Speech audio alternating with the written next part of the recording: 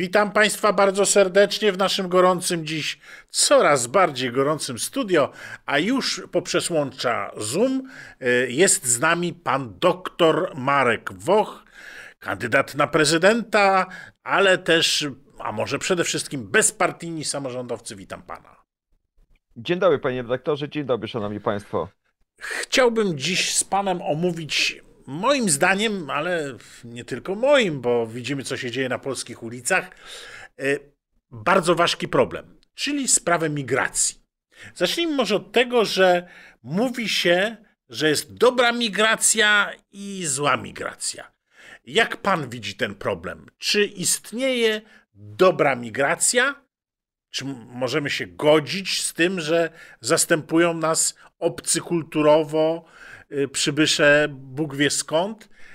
Czy może każda migracja jest zła? Jak, jaki ten problem pana zdaniem ma walor? No, jakby pan go tutaj określił? Ja bym go określił tak, jak to jest w przepisach prawa, wewnętrznych i zewnętrznych, czyli zewnętrzne to są dyrektywy i rozporządzenia brukselskie, krótko mówiąc, Unii Europejskiej, natomiast wewnętrzne no to nasze ustawy i konstytucja. I wewnętrzne to jest, proszę państwa, jest legalna albo nielegalna, no nie ma innej opcji. Legalna to jest taka, gdzie jest czasami czyniony zarzut przez Platformę Obywatelską i przystawki koalicyjne, że Prawo i Sprawiedliwość jako poprzednie rządy naściągało tutaj uchodźców, migrantów, cudzoziemców, tam szafują tymi terminami, proszę Państwa, w mojej ocenie nie znają w ogóle ustawy i tych definicji, a nie wiedzą jednej rzeczy, że jeżeli chodzi o sektor przedsiębiorców, to przedsiębiorcy z racji tej, że Polacy zostali wypchnięci jeszcze za pierwszego Tuska, drugiego Tuska rządów za granicę 20 lat, 15 lat temu, po prostu my, chcąc się rozwijać jako przedsiębiorcy, nie mieliśmy pracowników. I rząd Prawa i Sprawiedliwości zadziałał w legalnych procedurach, w legalnych przepisach ustaw poprzez zmianę przepisów, żeby przedsiębiorcy mieli ręce do pracy, krótko mówiąc. I to jest legalna, zarobkowa. Według danych czy podatkowych, czy ZUS-owskich, jak Państwo wejdziecie na stronę, jest około 1 200 000 osób, które płacą tutaj podatki i składki ZUS-owskie czy NFZ-owskie. I to jest ta legalna grupa osób wykazywana oficjalnie. Natomiast nielegalna, no to tutaj zawsze jest problem, czy w ogóle państwo, instytucje wiedzą tak naprawdę, kto jest nielegalnie, kto ma jakąś kartę pobytu, czy ktoś komuś się nie skończyło tutaj chociaż jakiś status po prostu na podstawie czego on tutaj był, to tak jak w przypadku pracowników, no to jest zawsze określony czas. Natomiast no to od tego są służby, które powinny tego pilnować, czy nikt tutaj nie zostaje po zakończeniu tego kontraktu, na który został tutaj sprowadzony, czy sam przyjechał do pracy. No właśnie, Natomiast właśnie, panie doktorze, bo mówi pan tak, że no w prawie to jest określone, legalny to jest taki, który przyjeżdża na kontrakt, ma pozwolenie. I ja się z tym zgadzam. To jest dla mnie czytelne. No ale panie pośle, przejdźmy do realiów, które są. Panie pośle, przepraszam, pan będzie posłem, no jeszcze tymczasem być może nie, ale pozwoliłem sobie wybiec w przyszłość. Otóż przejdźmy do realiów, które są w naszym kraju. Przecież pan wie, że nie ma takiego mechanizmu, nie ma takiej możliwości. Oczywiście możliwość istnieje, ale nikt się tym nie zajmuje, żeby tych, którzy już skończyli swoje kontrakty, którzy już wypełnili swoją misję za pomocą pozwolenia określoną w Polsce, żeby oni wracali do domów.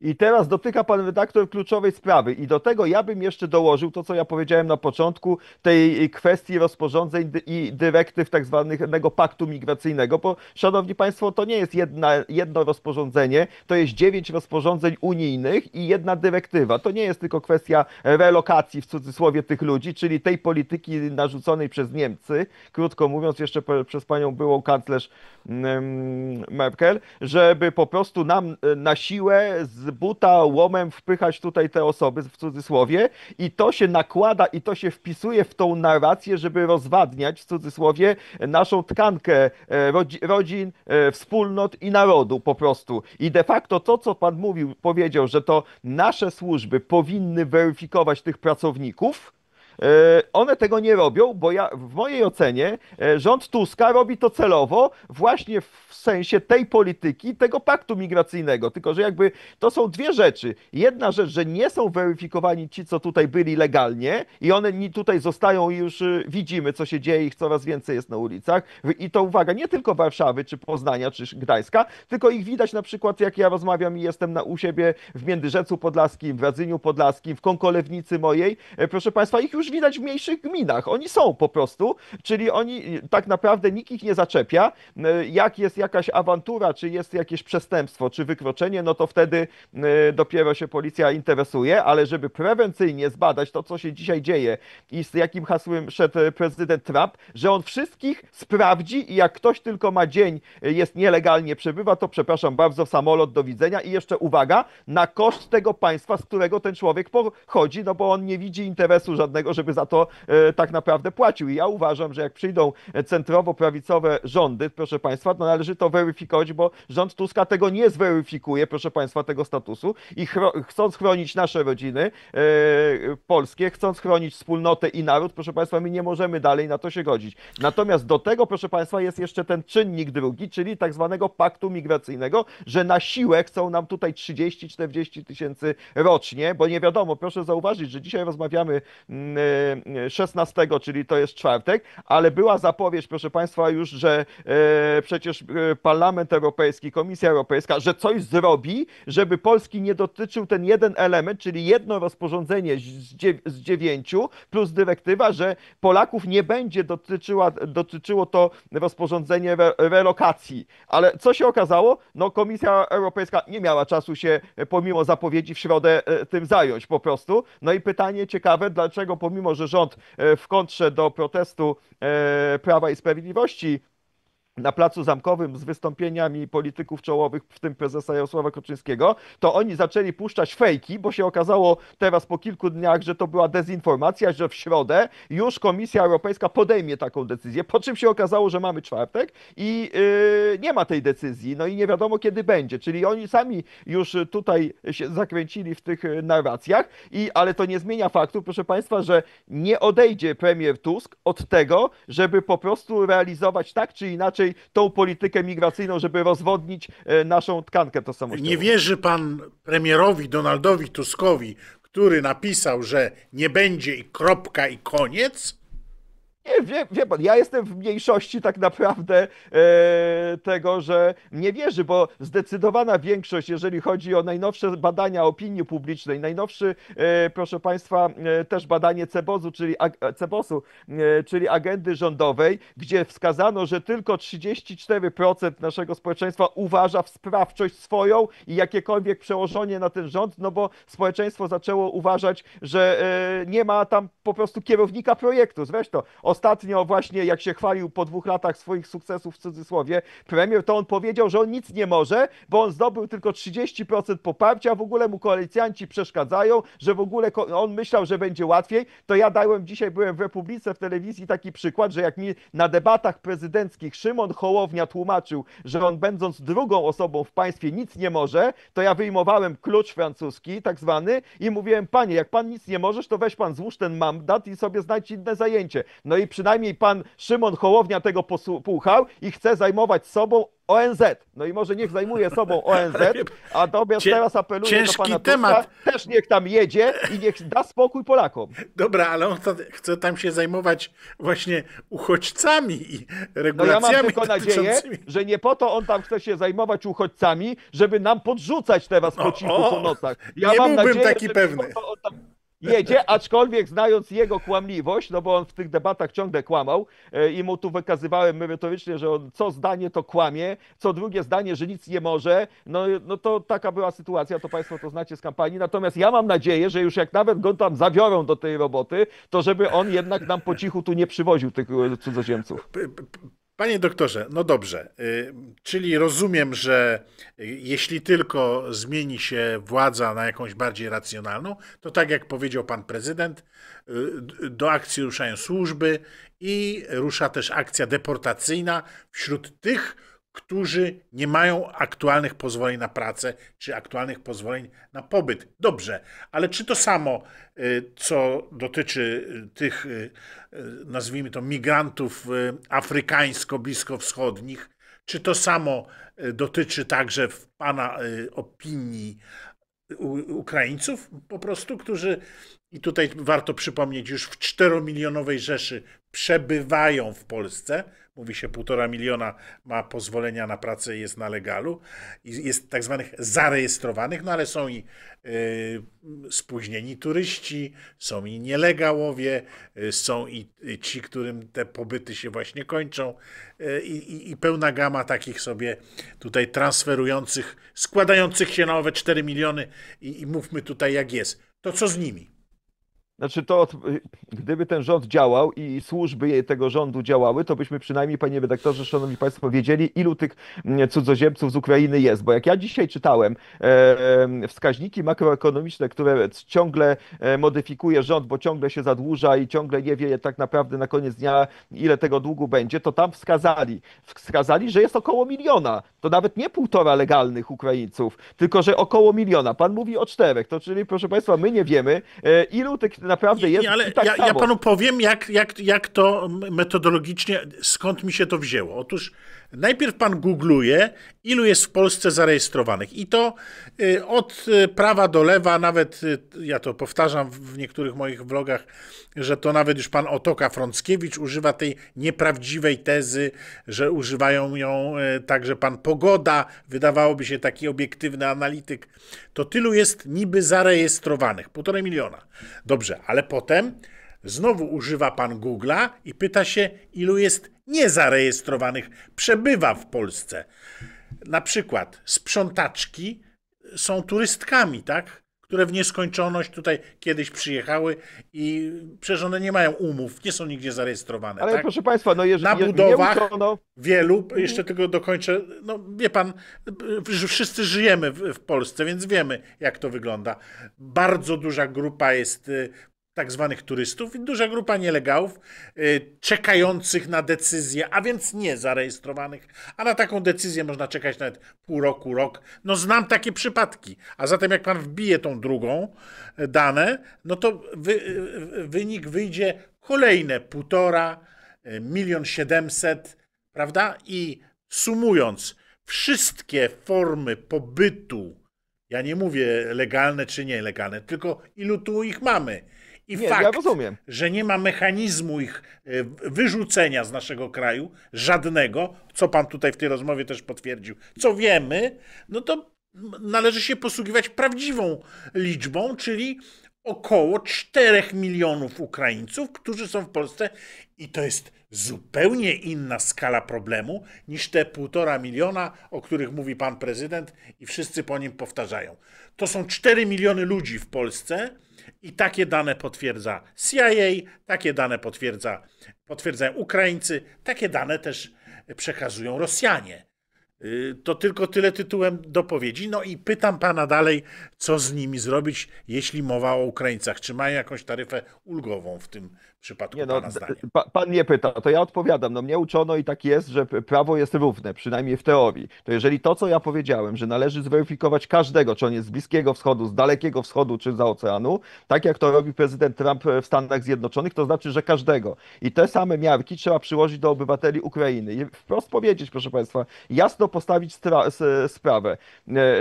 Legalizujesz pobyt, chcesz być w Polsce, chcesz się asymilować, chcesz rozwijać kulturę polską, proszę bardzo, zapraszamy. Natomiast jeżeli to jest taka sytuacja, że tak jak pan redaktor użył tego sformułowania, jacyś spóźnieni turyści, no to sorry, winę tu. Proszę uregulować status, bo numer polega na tym, że w tym wszystkim my pomijamy jedną rzecz. My mamy 20 milionów naszych rodaków za granicą w różnych krajach. I ci rodacy, jak ja rozmawiam na wielu kongresach, na konferencjach, na spotkaniach, oni bardzo chętnie by wrócili, zasilili naszą gospodarkę i nasz naród, tylko oni nie czują się potrzebni przez rząd. I po prostu taka jest sytuacja, że my chcemy tutaj tłumacząc de facto, że nie mamy w cudzysłowie rąk do pracy, musimy tutaj, chcąc utrzymać rozwój naszego kraju, ściągać w cudzysłowie innych obywateli, ale dlaczego my nie kładziemy nacisku? Proszę zobaczyć, przecież w ogóle od 2 lat nie mówi się o żadnej polityce migracyjnej, konkretnych rozwiązaniach prawnych, konkretnych rozwiązaniach finansowych dla naszych rodaków, dla przedsiębiorców, którzy nie chcą ułatwień, tylko jak ja znam przedsiębiorców, bo jeżdżę po terenie, czy w kampaniach, czy teraz, to proszę Państwa, oni mówią wręcz przeciwnie, oni są prześladowani, żeby cokolwiek załatwić, żeby rozwijać i tak naprawdę czują się, że jak piąte koło u wozu. Byłem w Polańczyku na spotkaniu. Człowiek zainwestował naprawdę potężne pieniądze w sanatoria, żeby to rozwijać i ciągle kontrolę, ciągle problem i on mówi, no jak tak można, kiedy on chce swój kapitał inwestować, tak? W nasz kraj, w rozwój, zatrudniając naszych ludzi, no i jest jakiś opór materii, nie czują nasi rodacy. Więc ja, proszę Państwa, przede wszystkim zrównoważyłbym tutaj też prawo i przyjrzał się z bliska, dlaczego jest taki opór, że ludzie doświadczeni, którzy zostali wypchnięci de facto wielokrotnie pod przymusem ekonomicznym, dorobili się, zarobili pieniądze, doświadczeń zdobyli i w Polsce jakoś ten rząd nie bardzo ich tutaj chce, a bierzemy wszystkich, proszę Państwa, jak leci w cudzysłowie, żeby oni nam tutaj naszą gospodarkę rozwijali. Więc tutaj ta narracja nawet wewnętrzna rządu, ona się nie klei logicznie. No bo przyjrzyjmy się znowu liczbom, jeśli pan pozwoli. W latach 2004-2015-16, kiedy ta fala migracji ustała, właśnie z początków rządu PiS, z Polski wyjechało blisko 4 miliony ludzi do pracy, do Europy, ale i do Stanów, generalnie na zachód. Zatem te 4 miliony Ukraińców plus ci różni bliskowschodni Afrykańczycy także, którzy teraz przybywają, są po prostu dokładnie zastępstwem tej grupy, którą rząd pogonił w latach. Pan pamięta tego ministra Pamiętam. Marcinkiewicza, prawda? Ministra, premiera, przepraszam bardzo, z pierwszych rządów PiSu, jak on się cieszył, że załatwił możliwość pobytu dla pracowników z Polski w Wielkiej Brytanii. Pamięta pan? Tak. Yes! Jak ja się Nie, cieszę, że Polacy będą mogli sobie swobodnie do Wielkiej Brytanii tam pracować. Dla mnie to do dzisiaj jest szok, z którego nie mogę wyjść. Dzisiaj ten pan się już dostatecznie skompromitował, więc nie kopmy leżącego, ale przypomnijmy sobie tamte nastroje. Więc Platforma wtedy wyrzuciła z Polski, czy jak pan to bardziej eufemistycznie nazwał, wypchnęła z naszego kraju 4 miliony, po to, żeby PiS i Platforma uzupełnili, no tylko już nie Polakami, ten brak, tylko właśnie ludnością, z którą są olbrzymie problemy, prawda? No ale bo to też, proszę Państwa, oni to celowo manipulują przekazem i dezinformują, bo to nie chodzi tylko o ekonomię i rozwój de facto, bo to jest jakby, ja sam powiedziałem, że przedsiębiorcy potrzebują, no bo potrzebują, bo nie ma Polaków, bo zostali wypchnięci. Ale proszę Państwa, to jest nadal wdrażanie ideologii rozmiękczania naszej tkanki tożsamościowej, czyli rodziny, czyli narodu, czyli wspólnoty, proszę Państwa. Ja zostałem niedawno, Szanowni Państwo, szefem też Stronnictwa Pracy. To jest jakby ugrupowanie o takich korzeniach jak Paderewski, Korfanty, Hale, Sikorski, ale Karol Wojtyła. Dzisiaj mamy 16 października, właśnie został w 78 wybrany w tym roku, w którym ja się urodziłem, na papieża. W 78 Karol Wojtyła. On należał do Stronnictwa Pracy przed duchowieństwem. To były takie osobowości, które przyczyniały się do wzrostu naszego kraju, żeby utrzymać naród polski. Dzisiaj mija 100 lat, proszę Państwa, i co widzimy? I ktoś rozmontowuje cegiełka po cegiełce ten nasz naród po prostu w ten sposób, żeby go po prostu nie było, zastępując tak naprawdę naszą racę.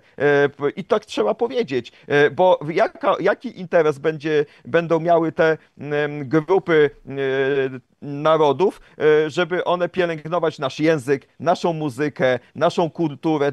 1000 lat istnienia, tak? Mamy dzisiaj rok tak naprawdę 1000, obchodziliśmy też nie, A rząd i widział pan Sejm. jakieś państwowe duże obchody No tysiąclecia właśnie chciałem, Królestwa Polskiego? Widział pan jakieś to już wymuszone ważniejsze pojechali. inicjatywy przypominające o naszej pięknej historii w ostatnich 2 latach? Nie, no nie było z prostego powodu, bo im nie zależy pokazywać naszą siłę, że my jesteśmy wspaniałym narodem, silnym narodem. Dlaczego? Bo to nie jest tak naprawdę wymysł, że pan Tusk reprezentuje interesy Niemiec, bo on reprezentuje, no naród niemiecki reprezentuje swój interes i narodowi niemieckiemu zależy, żeby Polska się nie umacniała. No wie Bo pan, jeżeli Polska będzie miała tylko narzędzia, czyli porządny rząd, to się umocni i Niemcy nie będą tam, gdzie są. No i tyle. no wystarczy poczytać pana Tuska, liderów Platformy, co sobie tam piszą na vlogach, Ale czy... ja polecam, szanowni państwo, taką książkę. Ziemia gromadzi prochy, proszę państwa. Ilu Polaków było na terytorium obecnego Niemiec, proszę państwa? Tam były nawet nazwy tablic miejscowości w języku niemieckim i w języku polskim, bo z nami się jeszcze 100 lat temu liczyli. My mieliśmy tam naprawdę, byliśmy największą mniejszością, jeżeli chodzi o naród i po prostu musieli się liczyć. Proszę przeczytać, szanowni państwo, Ziemia gromadzi, chociaż skrót, prochy. Wspaniała książka, ale my mamy też wspaniałych historyków, jeżeli pokazują terytorium, jak te różne nasze dzieje się przekładały, to my zawsze z tymi Niemcami, a tak naprawdę teraz to z Prusakami, bo to też nie dostrzegamy, że Niemców jakby też antropologicznie to już zostało tylu. To Prusacy ich wykończyły po prostu, bo to jest taki naród, taka nacja po prostu agresywna i oni to mają w DNA. To o tym się nie mówi. Proszę poczytać, szanowni państwo, jeżeli państwo To chcecie potomkowie tym tropiem pójść. kawalerów mieczowych, krzyżaków, to I państwo powstało na myślenie, gruzach I te krzyżackiego wojny, proszę państwa, te wojny się nie biorą znikąd, ta mocarstwa. agresja nie bierze się znikąd i oni nie potrafią inaczej, po prostu, bo to jest zran. My jako Słowianie, szanowni państwo, jako naród polski, nie mamy takich zapędów, żeby kogoś łomem z buta traktować. I tak traktuje premier Tusk nasz naród, bo on też to ma w DNA. I to nie chodzi o, czy on miał dziadka z Wehrmachtu, czy on miał dziadka z Wehrmachtu, bo tamten sam tam poszedł, czy go zmusili, tylko to jest, proszę państwa, genetyka. I o tym trzeba zacząć mówić, że po prostu genetycznie uwarunkowania Prusaków z Niemcami, proszę państwa, takie to są uwarunkowania, że oni nas będą zawsze gnębić i czy my się będziemy obrażać, czy nie obrażać, tak jest. I tyle w temacie. Ja sobie kupię dom w Kąkolewnicy, tam skąd pan pochodzi, bo to musi być fajne miejsce. Znaczy, No, ale jeszcze nie faktem daliśmy jest- się po prostu, proszę państwa, na różne ideologie tego typu lewactwa, tego typu Tak, podważania tożsamości narodowej, wspólnoty, bo my wiemy, że jak sami się nie obronimy jako rodzina, jako wspólnota, to i nie pomożemy sobie, to sorry, ale żaden tutaj rząd nam, zwłaszcza pana Tuska, nie pokaże. I teraz uwaga, przykład właśnie wyborów po moim wsparciu pana doktora Karola Nawrockiego. 85% dostał głosów, proszę państwa, w Kąkolewnicy. Coś to znaczy i to nie jest mój pogląd, bo ja reprezentuję pogląd i nie tylko mieszkańców Kąkolewnicy teraz, ale po prostu tak jest, bo ja rozmawiam z ludźmi i całe szczęście, że tak jest. Tylko ten proces dochodzenia do normalności chciałbym, żeby potrwał krócej niż dłużej, bo szkoda Polski.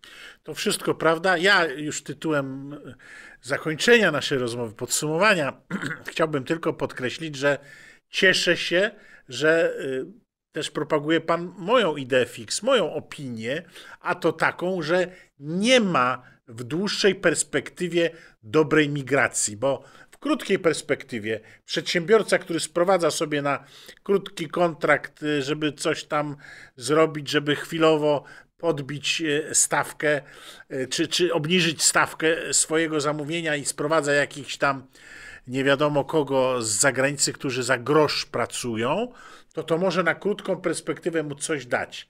Ale potem ci ludzie się zagnieżdżają, obrastają w tłuszcz, oni chcą więcej i ponosimy olbrzymie koszty społeczne, kulturowe, bezpieczeństwo. Ponosimy olbrzymie koszty, bo oni z nami zostają, bo zmienia się tkanka społeczna, jak pan to zauważył, bo zmienia się no, wszystko wokół nas.